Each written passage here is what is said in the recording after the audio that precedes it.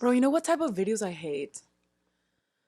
And like I know that this may be because I resist them because I need them, but it's like the videos on YouTube that's like, listen to this and you'll learn the secret to loving yourself, or like how I learned how to love. Shut up.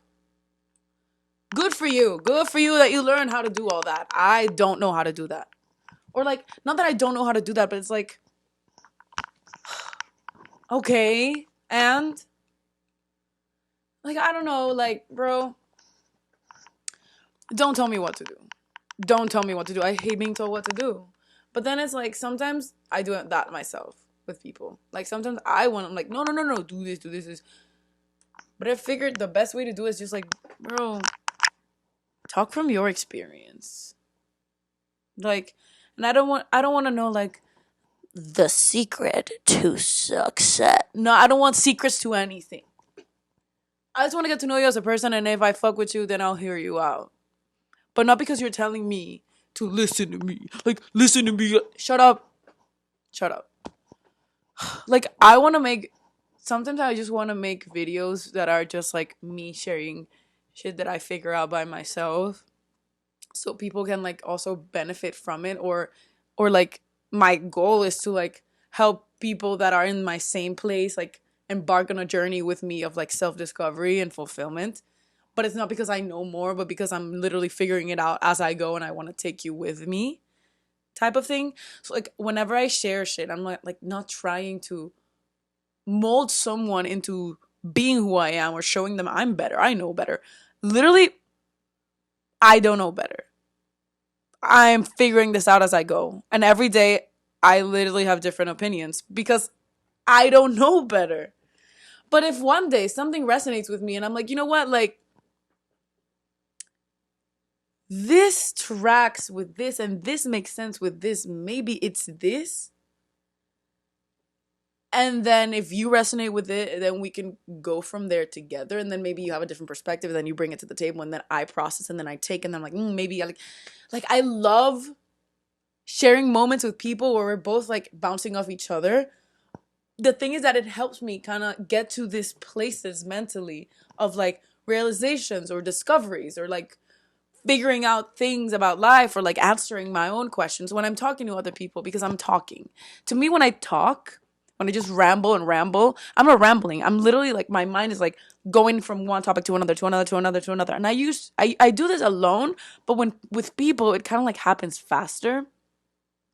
And it's not like me telling you wisdom and like things I've learned and like like no, it's literally me in that moment talking to you, being like connecting things, and I'm like, wait, what did you say? And like this and like maybe this and this and this. Like the other day I was talking to my friend and we were talking about like how, for example, sometimes we literally can't choose where we're born, like where we're born in, what we're born to, you know. Sometimes you're just thrown. It's like a game. Think about a video game. Think about like Fortnite. You're just thrown into the map. You don't know where you're gonna land. But what you know is like, okay, I have the skills. I know how to play the game. This is what I've learned from previous games, and this is how I'm gonna attack this part of the game. So it's like, okay, you were born into this life, and you have certain levels of difficulty that come from either external sources or things that are passed down, or like things around you, like who knows, some the things you can't control. But the things you can control is what's inside and what you learn from what's around you. No one can take away the knowledge you've gained. No one. That's the only thing no one can take away. They can take away your house. This is something my grandfather said in my sister's graduation speech recently. He escaped Fidel Castro in Cuba when he was 18. And this is literally what he said. He said, like they did to me and my family. They took away our house. They took away our things. They took away our freedom. They took away everything. But the only thing no one can take away from you is your knowledge and what you know and what you've learned. And I was like, God damn, that's true. And that's why I'm always like, yo, it doesn't matter what college you go to or like what degree of like whatever you have. It's what you do with what you know that matters. What's a Noah Centineo quote? It's what you do with what you've done for others. Whatever. He kind of he kind of spit there, but people were making fun of him. But kind of, if he had the intention, which is like, what matters is not what you do for others, but what you do with what they've done for you. But it basically, at least how I interpret it, and that also resonates with me, is like, it matters what you do and how you choose to react to what's around you. And where do you know and how do you know to put your energy in what place? And this is something I'm learning right now, because for years, literally for a decade, since I was 14, I've been putting the energy that I have in myself and my abilities into things that are not necessarily abundant for me, or like that actually bring me to my best self, or that actually feed my inner self. I've been putting that energy to other people, usually to doing things for other people, to pouring my creativity, my kindness, my thoughtfulness, my will to do to everything to other people, never to myself. And that's just the situation I was put in, because I didn't know better. Usually the situations you land in sometimes are out of our control or are in our control, but we just don't know better. And the best thing that we can do is just, in that process, from every negative, take away a lesson, because nothing is negative. We were taught that realistic equals negative, and that idealistic and delusional equals positive. That's not true. No one has said that negativity is realism. That is not true. And there's also a mistake when we claim that beliefs are certainties. They are not either. Nothing is certain. Literally nothing is certain. I don't care what you believe in, what I believe in. No one is owner of the truth, because ultimately we don't know what is out there. What is the truth? There definitely is a truth, and everyone interprets it in a different way. Doesn't mean that everyone's truth is wrong, or that none of them are right, or that all of them are right. I like, you get it. It just means that there exists something. Okay, look at this. This is actually something another friend of mine showed me, that I interpreted in this way as well. So I would usually write it down, but should I that? No, I'll do it with my fingers. Or, you do it. Go find a pen and a paper and write down a 3. Okay? 3. Like the 2 bubble. Don't do that line. No, do the 3 with the 2 curves. Okay? Whatever. I'm going to do it for you. 3. Or an E. I don't know what that is. Whatever. Now, what do you see? Now, what do you see? A W. Now, what do you see? An E or a 3, depending on how you're looking at this. And now, what do you see? An M. Do that with your paper. You're going to see. You're going to see the different ways in which you rotate, how it's different things, right? But now I'm going to ask you. You saw different things from the same. Did the line ever change while you were just rotating it? No. It's still the same line. The only thing that changed was the perspective and perception in which you looked at it. All of them are true, but also none of them are true. The truth is paradoxical. We know that there exists. We just don't know which one is right. And we will never know. So at the end of the day, to me, truth and what we believe in is like that line, that 3 that we just created. We're all looking at it from different perspectives. And we all see some truth in it. We all see our truth in it. Do we all hold which one is the right direction or which one is actually the reality? No. Do we all understand that there might be something that is the truth, that is real, but we don't know which one it is? Yes. And the moment you accept that there exists a truth that no one will ever know until we're literally dead, you're going to be a little bit more free and a little bit more humble. Because once you understand that you're not owner of the truth, you just own your truth, but you're not the owner of the truth, you're able to share your truth, speak your truth in a confident way, knowing that this is what you've in your experience and in your life experiences realized is in fact valuable and is in fact what speaks to you and what is true to you. You can go and share it with someone else and maybe find people that are like-minded, that share the same truth, or that share different truths.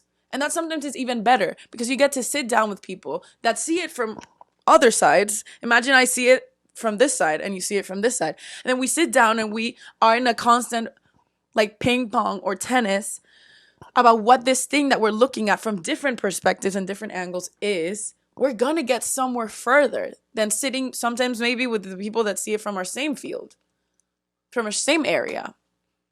Not saying that it's bad, but like a good balance of both is good. But also when you're playing tennis with someone else, bouncing off ideas or having an argument or a debate or anything, treating it as a humble debate, understanding that you don't own the truth, you own yours.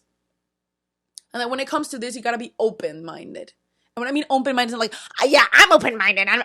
No, you're not. If you're getting angry or riled up or you're just like, that's not true, that's not true. Who are you to say that that's not true? Don't tell me like, I'm a follower of like, I don't care. Tell me, I don't care. Belief does not equal certainty. It can equal that to you, but it does not entirely. Like, can you tell me that you know what's out there for real, for real? No.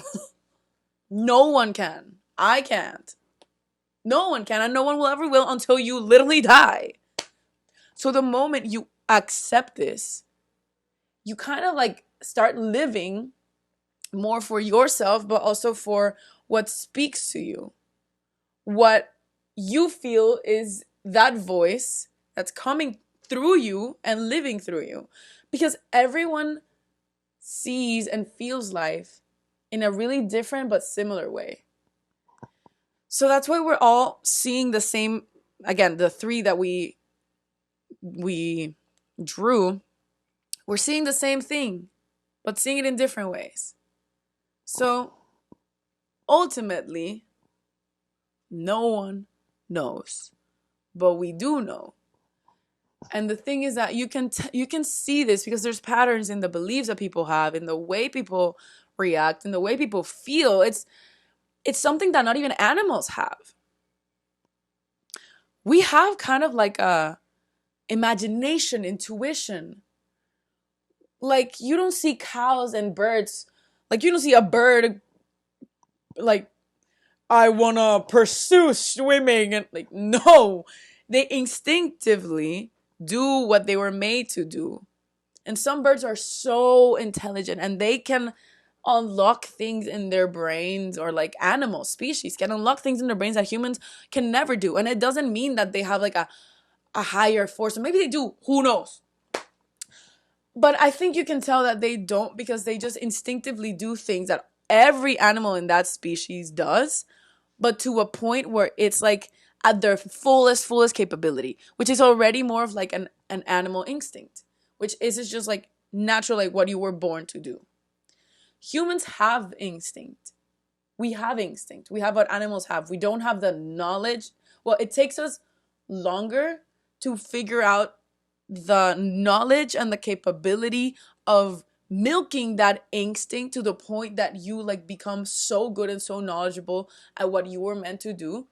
The thing is that there is so many things that humans can do that it's hard to figure that out. And that's your path of life. It's figuring out what literally you're good at, how you can like get to the biggest point of knowledge in what you're good at. And then, of course, we have something they don't have, which is intuition and imagination, which leads us to like think about like, wait, there's more of life than just instinct, than to this. Animals don't have that. Animals naturally just, oh, I'm going to walk here. I'm going to do this. I'm going to do that. Whatever. Like dolphins are insanely smart and brilliant. Like brilliant. Does that mean they believe in a god, or like they're like, oh, I'm gonna have to, this is like projecting, I'm gonna have to go to therapy for like this because I need to find my path? No, I don't think they're doing all that.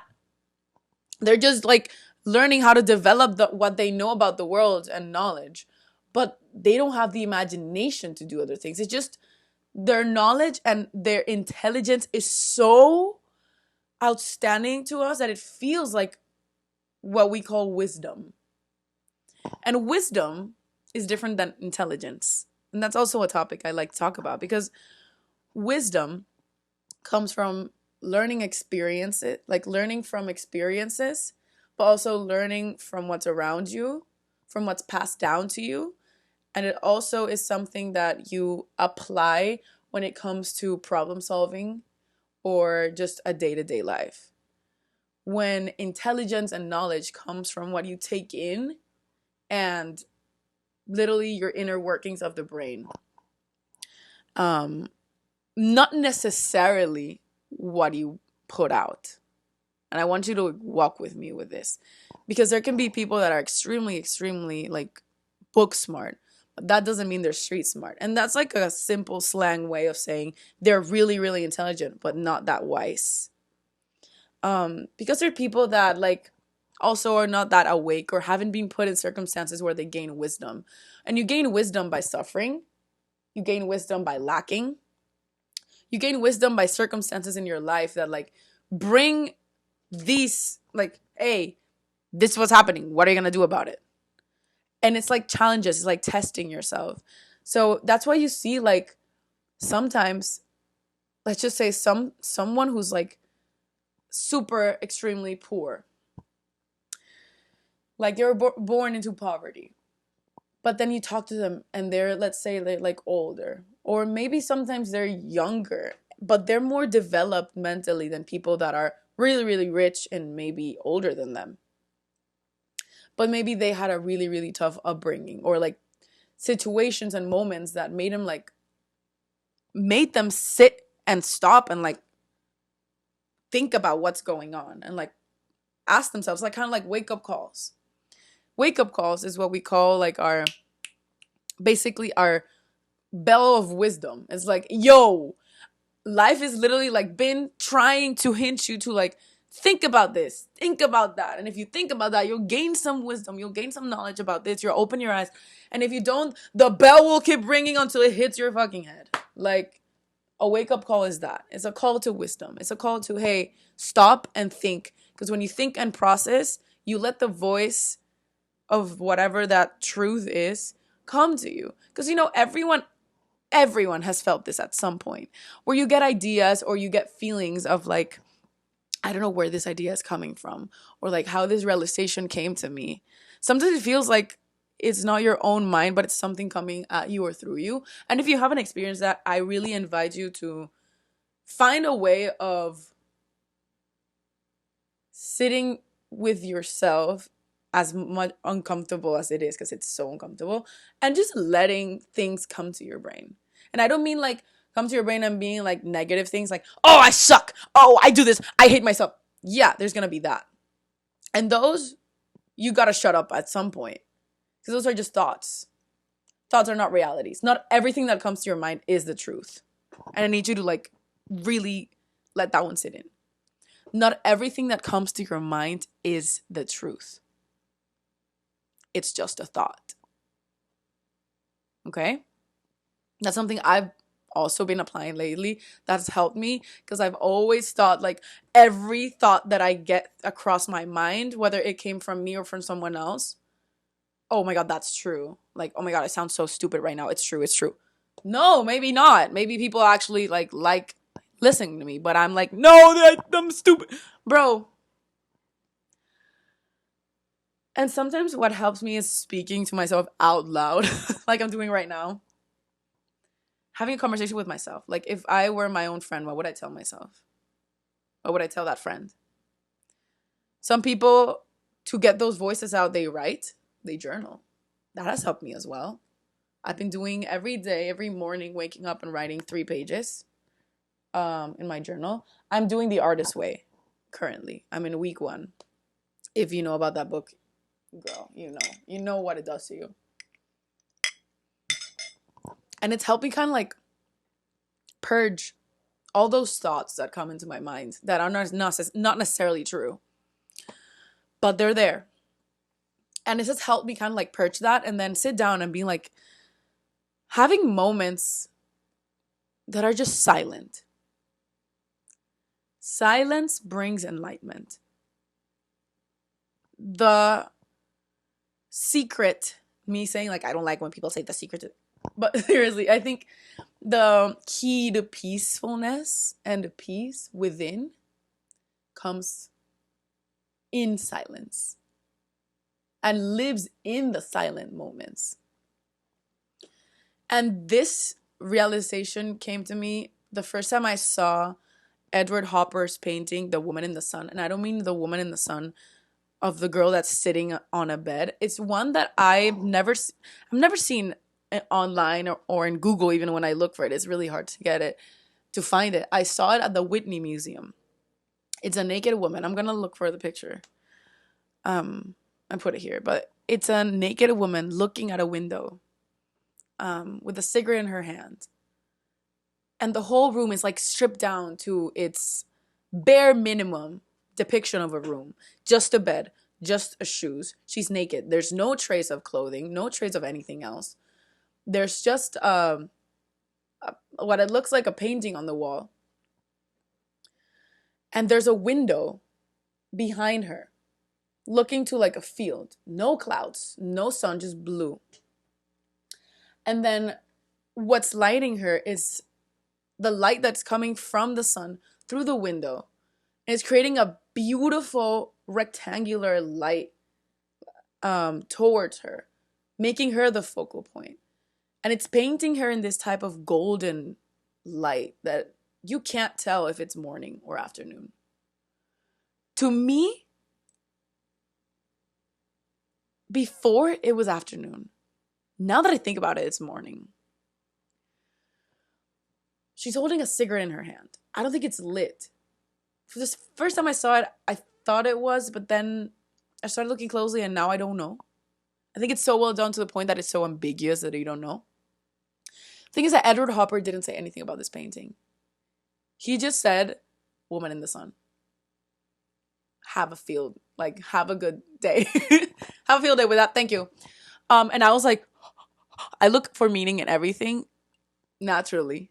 I learned a lot doing that. I feel like art is a way of self-therapy, of sitting with yourself and having a conversation with yourself, because it just puts something in front of you. It's like a mirror. And you start like, why do I start thinking about this? Why do I depict this in this way? Why do I interpret this in this way? Like, what does it say about me?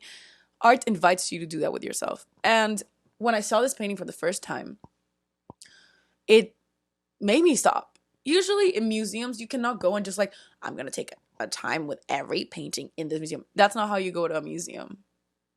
I felt like the best way of enjoying a museum is walking into a room, treating it like social media, let's say, or a store. When you walk into a clothing store, you don't go to like every piece. Like, okay, this. No, sometimes you just like scan the room. You see like, oh, wait, that calls me. And you go there. Thrift stores is different. I mean like a boutique or whatever. But you kind of like get called to a section always. And in museums, I believe it should be like that. You should walk into a room and scan it and just look. Walk in slowly and just scan. And then when something kind of like calls you, you kind of just feel like, wait, I want to get close to that. I want to see that. That's your calling. That's like when you know you need to get there and go there. And then I invite you to like look at it, read a little bit about the artist or what it was done, or like if you have any background, anything about the painting. And then look at it for a while and like really get into the details. Sometimes we don't look at the details closely. We just scan. And when you get close to a painting or anything that calls you, don't scan. See. And this painting, I just stared at it and I was like, why is it calling me so much? It's a naked woman. Maybe it's because I saw big titties that look pretty and I don't have big titties. No, but I was like, why? And I didn't get all the answers in that moment. I just let it sink in, but I wrote it down in my journal. When I go to museums, I take a notebook because I'm like, I like to write what I learn, or like what I get from it to like later look at it. And this one just sat in my mind. I was like, why did it call me so much? And every day I started going back at it and thinking about it. And then I showed it to my friends.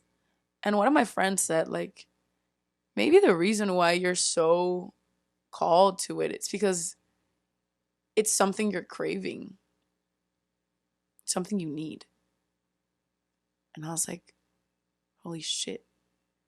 Because I was literally telling them, like, I feel like this painting calls me because I feel like there's no answers as to what she was doing before or what she's going to do after this. You just have a little moment in time where she's in complete silence, alone, no trace of anything else.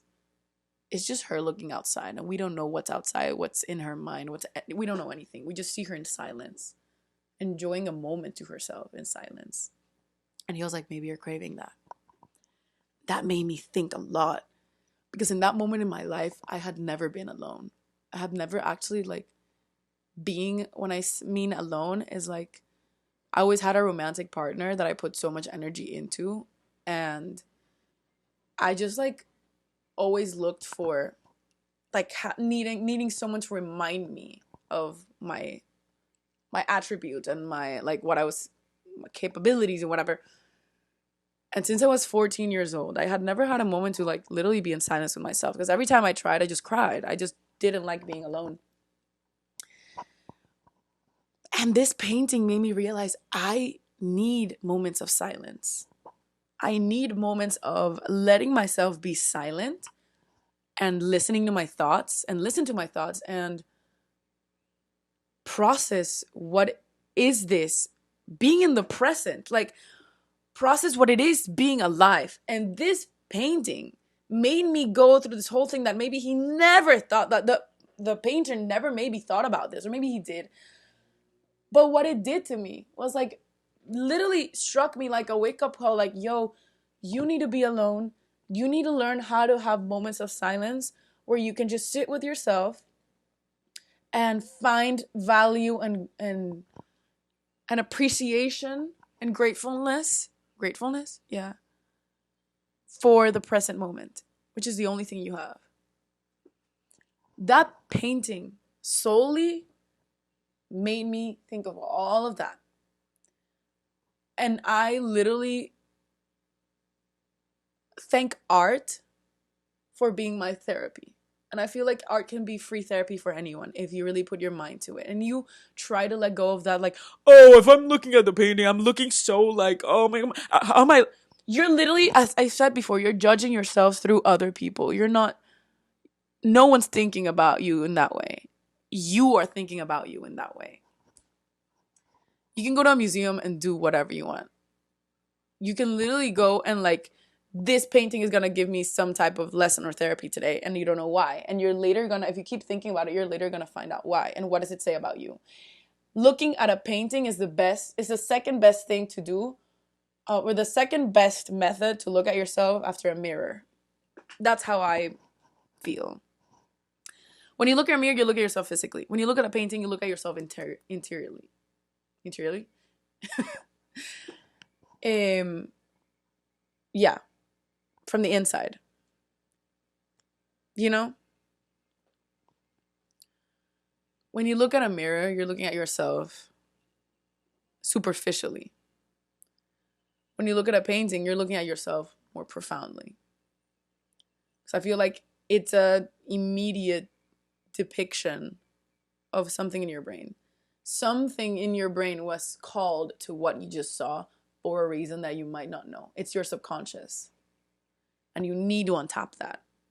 And we will never untap that unless we're in complete silence at some points. We will always find to fill our gaps of silence with sound. We do that with conversation.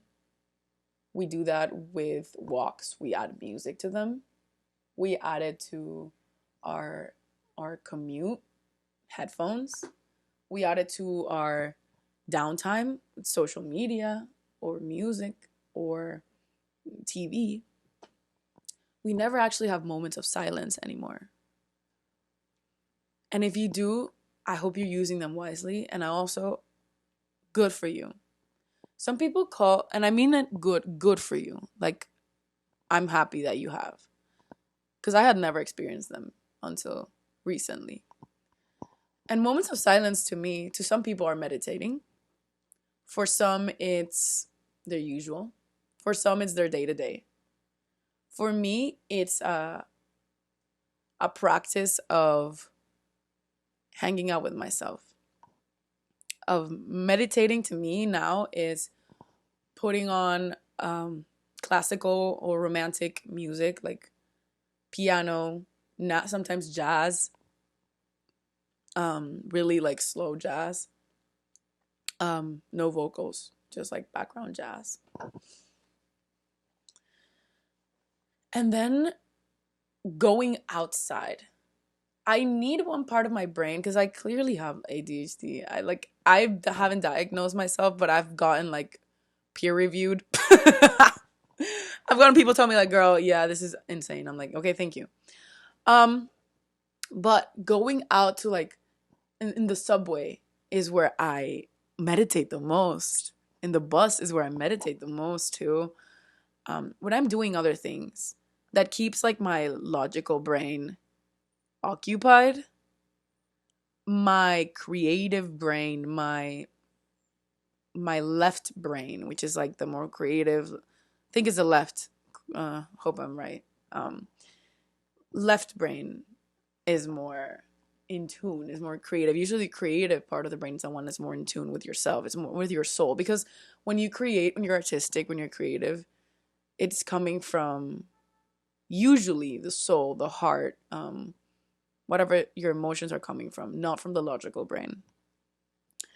So when you keep your logical brain occupied, you can get better at developing or listening to your creative brain and your profound side of yourself. And that's when I'm like in the subway or like I'm running errands or like I have to do things that I don't have to think about as much profoundly. Just like, okay, whatever. Usually when people like, that's why people get really good ideas in the shower or like brushing their teeth or like doing mundane things, cleaning the house, because they have their logical brain operating. Like, yeah, autopilot. And then their other brain is kind of like, going at it. And not gonna lie, sometimes like I smoke a little weed sometimes, like kind of like microdosing, because it helps me keep that. Since I have ADHD, the hyperactivity is really present in my mind, where I like, where there's always just thoughts. An active mind equals no mind at all. Too much of an active mind equals no mind at all. Like when it's too active, where you can't even like sit down and think, you literally can't think. So sometimes literally having like, I would say a hit or two, literally like that's it. Or like people do like really, really small, like 2 milligrams of something. It kind of helps to me like hush the amount of voices that I'm hearing or the thoughts that I'm hearing to get to be in a more in tune with myself and get to ideas more deeply and more narrowly, like tunnel vision. So sometimes that helps with like silencing that. But I've been doing that sober now, where I don't need to even like take a hit or anything. I just like put on the classical music, helps me kind of like stimulate that logical brain that is looking to do something. I just like put something that's nurturing, not nurturing, but nourishing for my brain, like a really good music, like genres, that are objectively full of like knowledge in their field. So like classical music, romantic music, like music from the romantic period. It's like Bach, Beethoven, Chopin, all that. Um, and that helps the brain just go, go, go, go, go, go. And then write it down. Writing it down kind of like helps purge the ideas, or also put things on paper helps visualize them and see them from another perspective. That's like, okay, it wasn't as big of a deal, or like, oh, this actually resonates with me, or like, oh, I had to unpack that I hadn't unpacked in ever, you know? So that's why sometimes like I would encourage people to start doing that with themselves before being like, go to therapy. Because therapy can be good. Therapy is like a guiding hand to sitting with yourself. But something my therapist that I started therapy last year, my 24th birthday, literally that day, and then I ended in August. And she helped me so much with like understanding how to like control and train my brain. And she told me something that I will never forget, which was therapy is not what you do in the sessions, is what you do when you're not in it. So it's what you do outside of therapy. That's the real therapy. And that's why people can be in therapy for years and never change, or still need to go back, because they're not putting the work outside. What you learn, or the tricks you're learning, or the tips you're learning, or the way of how to control yourself and your emotions and where to put your energy and how you react and when to react,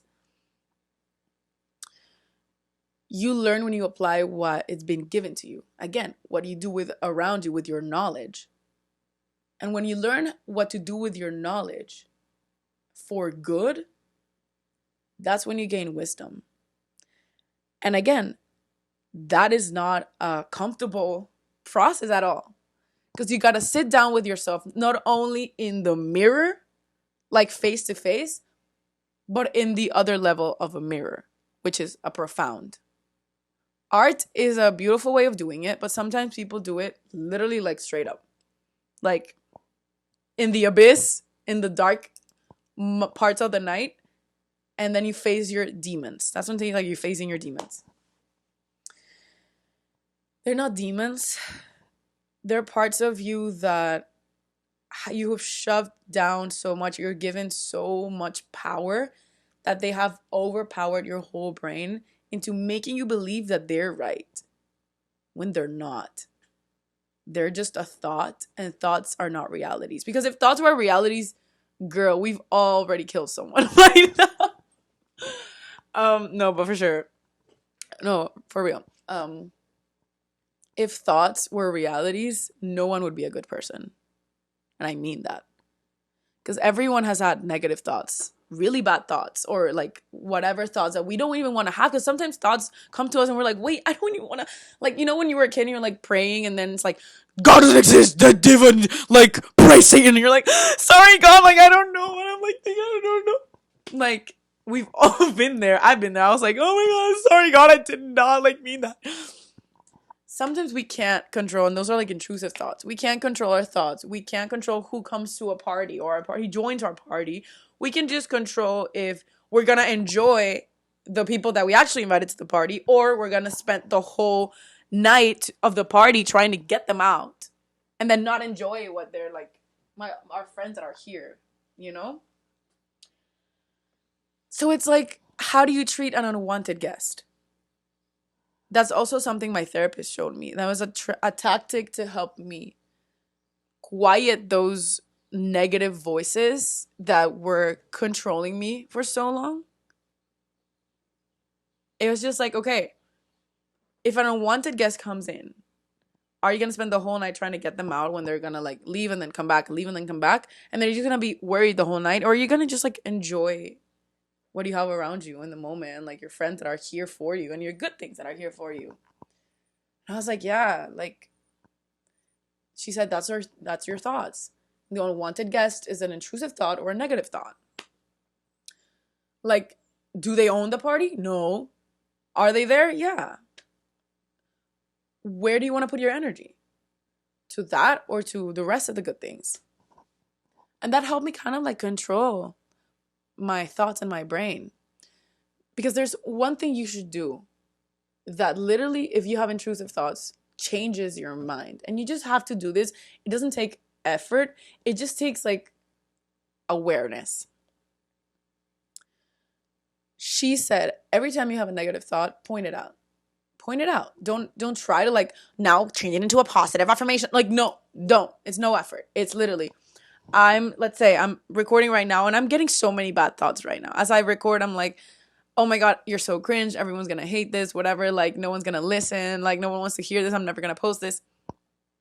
Yeah, there's a voice saying all of that while I talk. But there's the other voice, which is like the third person voice that in your mind. Because apparently your mind has different roles and personas in it. Not personas, but like I see it as that, but like they have roles. There's like the critic, there's the observer, there's different ones. And that's like a type of psychology that's studied. I don't know the terms, but that's what I've learned. But the observer needs to be the one who's like pointing out things. Because the critic usually gets a lot of she has a megaphone. The critic has a megaphone all the time. So the observer needs to be like, yo, the bitch with the megaphone is here. That's it. All you need to do in your mind when you get a negative thought is being like, oh, I just realized I'm having thoughts that everyone's gonna hate this.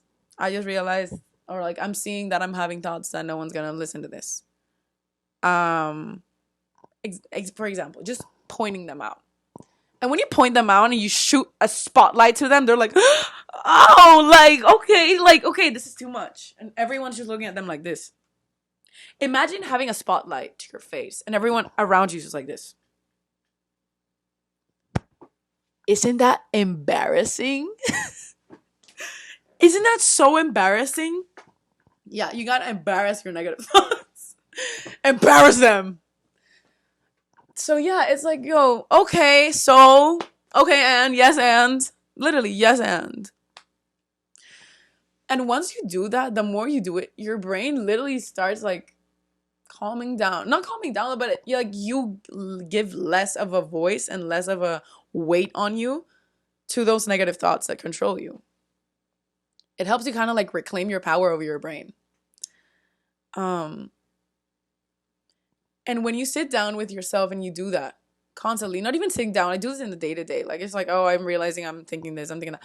At the end of the day, who cares? Because everyone is judging themselves through other people. Like, no one is actually judging the other people.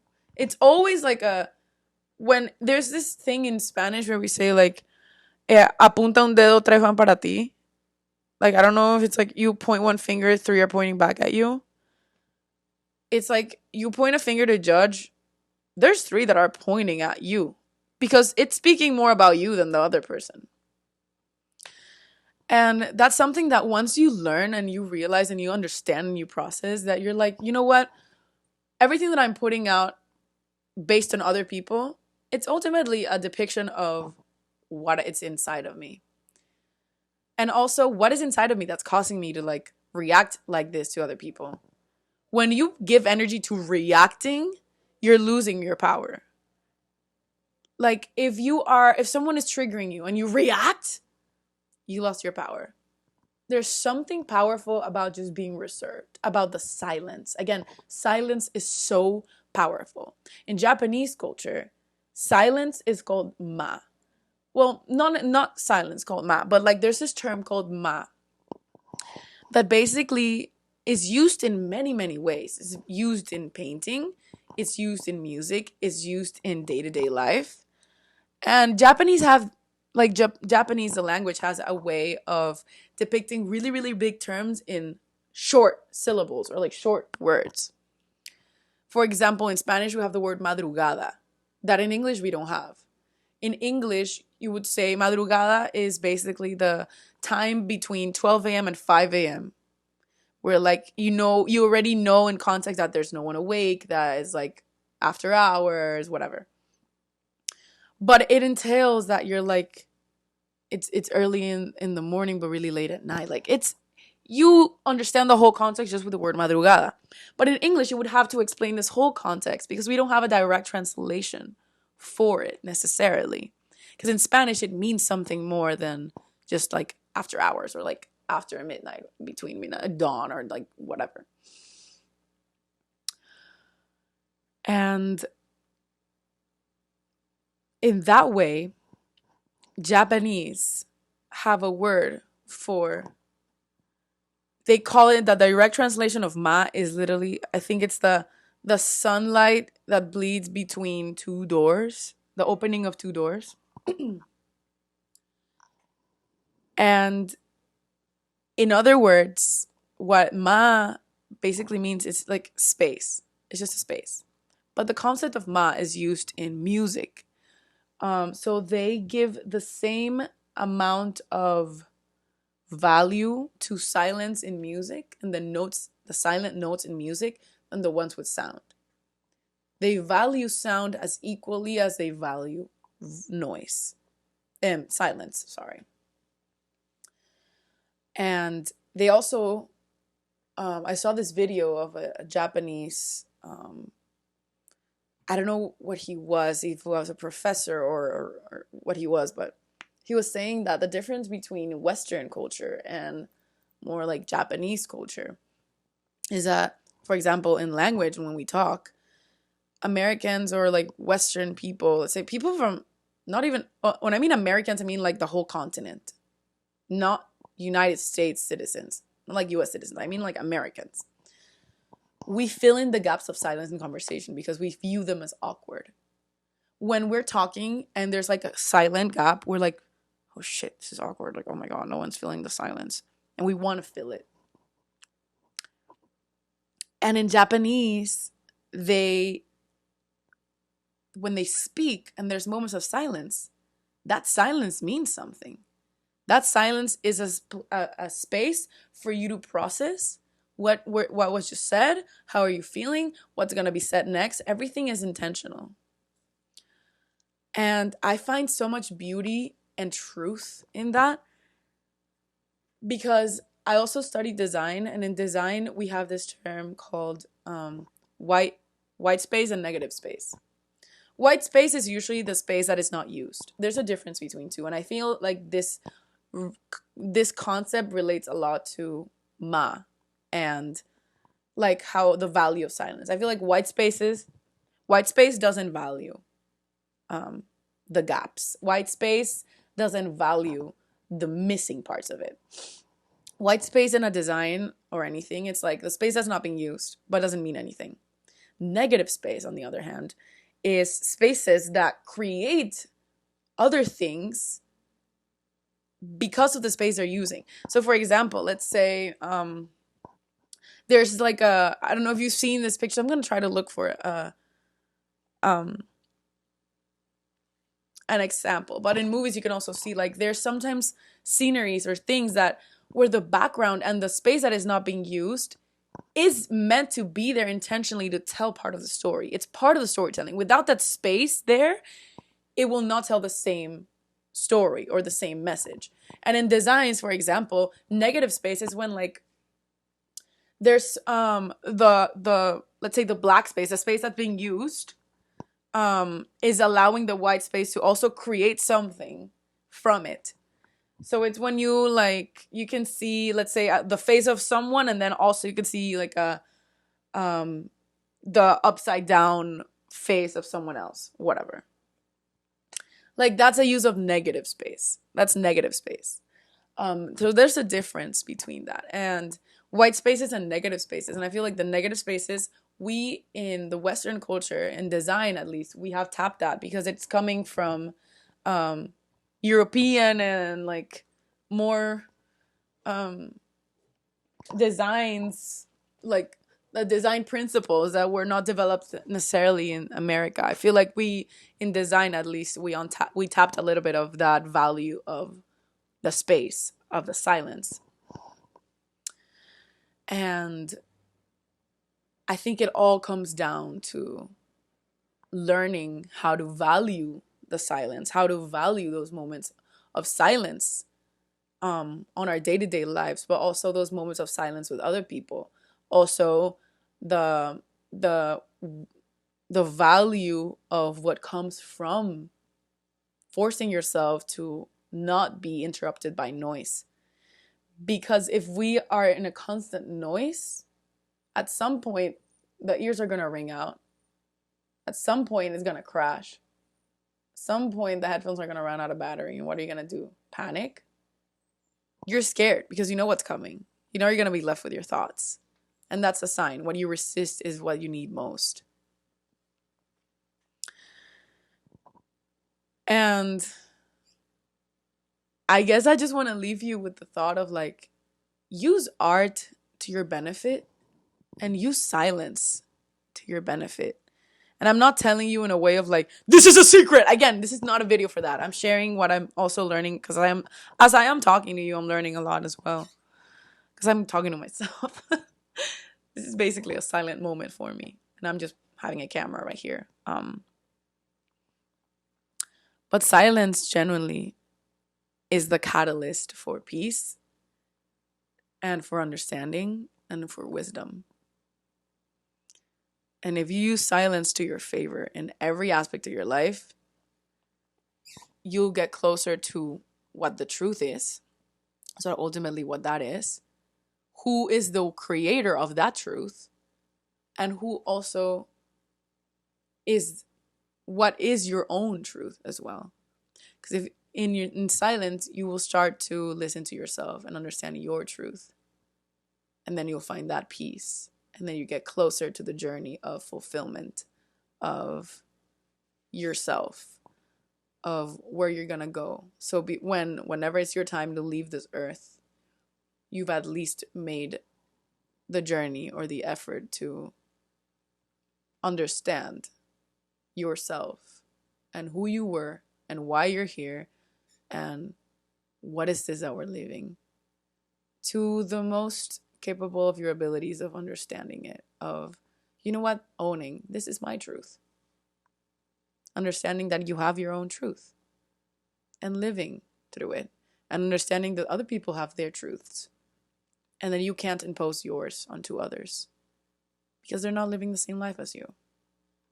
But we can also always find people that share similar truths or the same ones.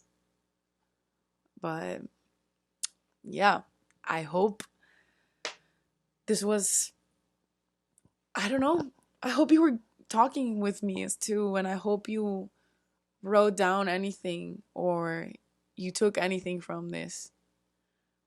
I hope that you feel a little bit less stressed, because you don't have to be. This is not to make you stressed. I literally I stress every day, and like, if I want to stress you out, I wouldn't be saying this. I'll be saying other things because I say those to myself. But this is to remind you that